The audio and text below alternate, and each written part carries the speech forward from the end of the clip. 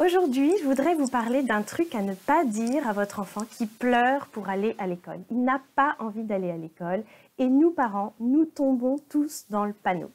Je suis Aude Devater du blog Aller à l'essentiel. Alors, on connaît ces situations où l'enfant pleure, il est à la maison, il commence à vous dire qu'il a mal au ventre, que c'est difficile, qu'il ne veut pas y aller. Ou bien alors devant la classe, il s'accroche à vous, c'est difficile.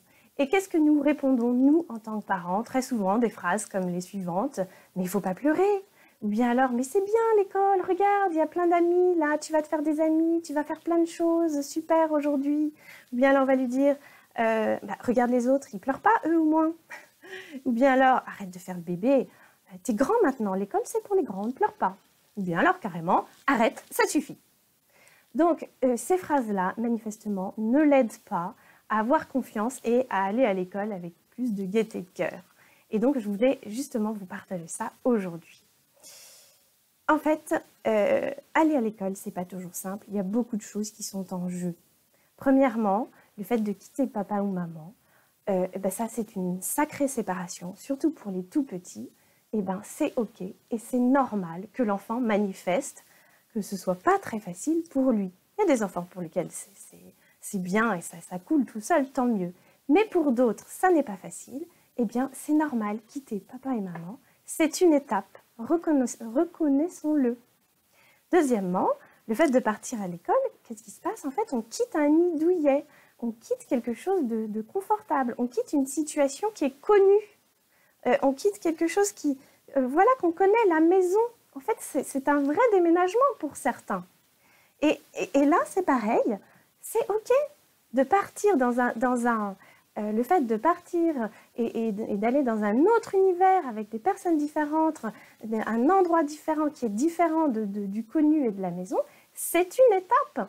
Rappelez-vous, il y a des matins où vous avez le cafard pour partir au boulot ou prendre les transports en commun et aller au bureau.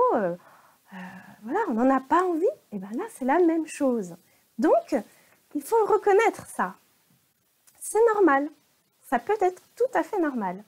Ensuite, troisièmement, l'école, c'est le fait aussi d'aller vers l'inconnu. Alors, il y a une nouvelle classe, il y a des nouveaux enfants, il y a des nouveaux adultes, les règles sont différentes qu'à la maison. Il va falloir apprendre à assumer tout ça, à affronter. Est-ce que je vais être capable, pas capable? Il va falloir faire sa place, faire son territoire parmi les autres. Est-ce que je vais comprendre? Est-ce que je vais être capable de faire? Je vais être aussi obligée de suivre des règles, même si je n'ai pas envie.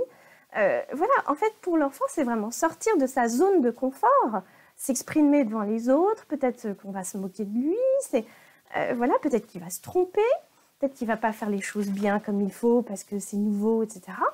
Donc, cette appréhension est tout à fait normale. C'est normal d'avoir des sentiments de peur, d'angoisse, d'anxiété. Donc, quand l'enfant pleure ou ne veut pas aller à l'école, c'est ok tout ça, on est compréhensif. En fait, avec tout ça, l'enfant, il a besoin de quoi? Est-ce qu'il a besoin qu'on lui dise « Allez, arrête de pleurer, mais ça va être bien, etc. » Non, parce que l'enfant, il est dans l'émotionnel. Et dès l'instant où l'enfant est pris dans ses émotions, le raisonner ne sert strictement à rien.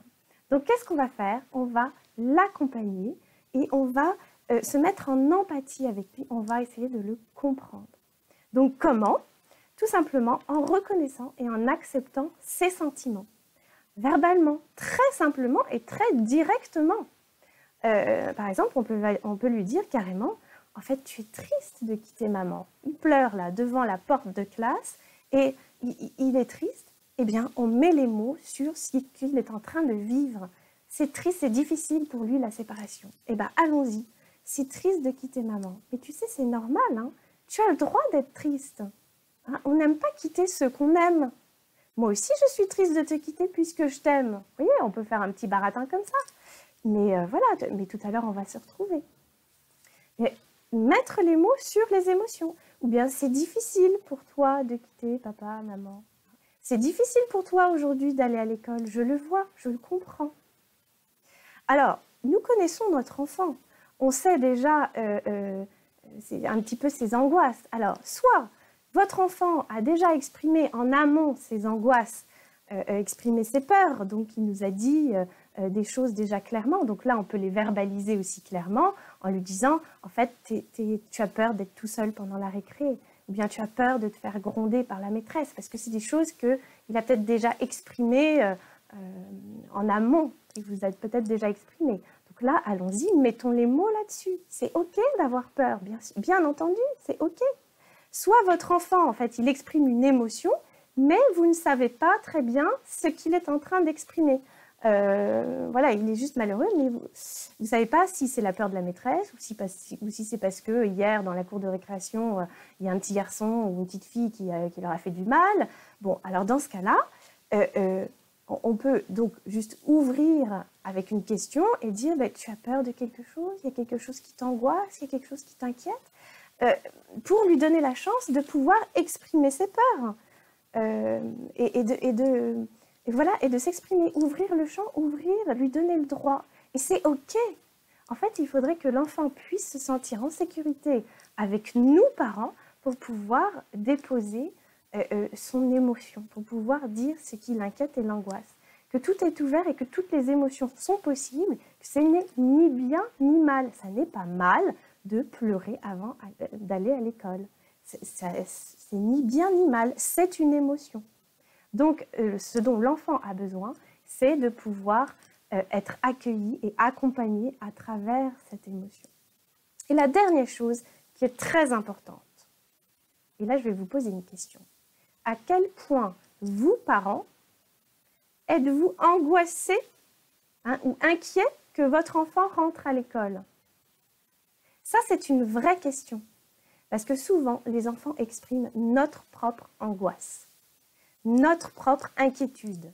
Si par exemple, on ne sent pas très bien la maîtresse et on s'inquiète et on se demande si l'enfant va être capable de s'exprimer, de se faire des amis, de faire sa place, eh bien en fait, l'enfant, il peut tout simplement exprimer notre propre angoisse qu'on lui communique.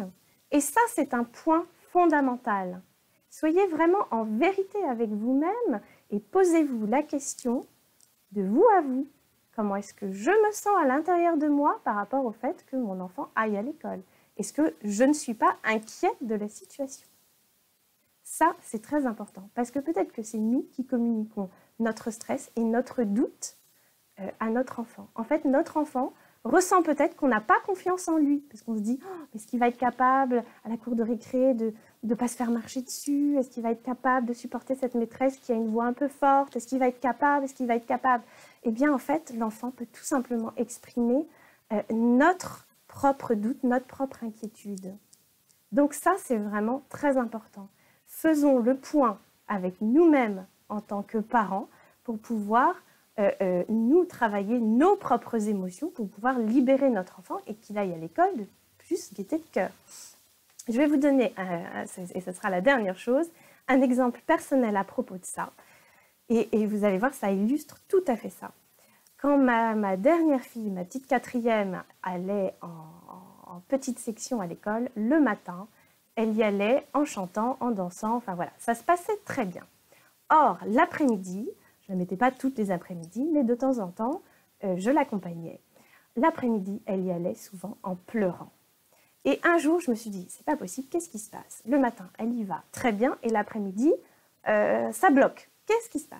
Eh bien, je suis rentrée à l'intérieur de moi et j'ai découvert qu'en réalité, c'était moi qui étais partagée en deux. C'est-à-dire que je me disais, bah, c'est très bien, il faut qu'elle aille à l'école, comme ça moi je vais pouvoir travailler un peu à la maison tranquille, et puis voilà, c'est bien aussi qu'elle aille une journée complète, etc. Et une autre partie de moi me disait, oh mais c'est ma petite quatrième, peut-être que ce serait bien qu'elle fasse une petite sieste à la maison avec maman, il faut que j'en profite, etc. Et en fait, c'est moi qui étais partagée en deux, et donc, elle le ressentait et elle l'exprimait en n'étant pas très sûre et inquiète d'aller à l'école, tout simplement parce que moi, je n'étais pas, on va dire, je sais pas, unifiée à l'intérieur de moi. Je n'étais pas OK avec moi-même puisque j'étais partagée. Et les jours où, justement, je l'emmenais avec joie et en étant sans état d'âme et en étant tout à fait OK avec moi-même par rapport à tout ça, elle y allait tranquillement. Donc, vous voyez, c'est très important. Qu'est-ce que vous, parents, ressentez? Comment est-ce que vous vous placez? Donc, c'est vraiment une vraie clé. Donc, voilà pour aujourd'hui, pour l'enfant qui a du mal à aller à l'école. Allez sur mon blog, téléchargez mon guide gratuit, allez à l'essentiel, et je vous dis à très bientôt.